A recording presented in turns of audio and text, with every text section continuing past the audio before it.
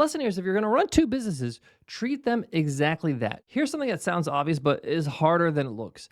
Two businesses needs two teams. Okay, not one team stretched across two businesses. That generally does not work. You need separate teams and separate leadership and separate goals and separate incentives, all that kind of stuff. You got to set different priorities for each team. Sometimes you got to set different cultures as well, because each business will have its own problems to solve. And for a long time, I didn't fully have that. At the start, we kind of had overlapping resources, people trying to serve two masters, so to speak. And the problem with serving two masters is that you end up serving neither of them. You actually do a poor job with both. And if you haven't got it already, I'm talking about myself, right?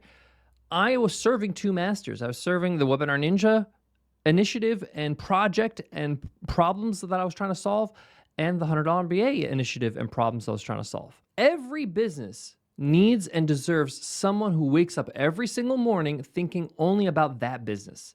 What are the numbers today? What's the team struggling with today?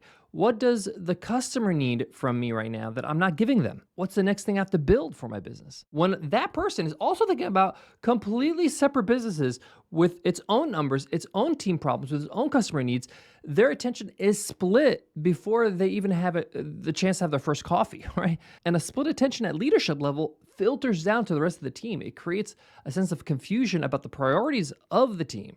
It creates decisions that are made a little bit too slowly. And it creates a culture where the vision is not super clear. What are we trying to do here? What's the North Star of our business, of our life here in this company? The lesson here is if you're going to run two businesses, treat them exactly that. Two businesses, not one person with two projects. You need to assign a CEO for that business, and you need somebody to run that team, and maybe you'll be the chairman of that business, but you're not in the day-to-day operations.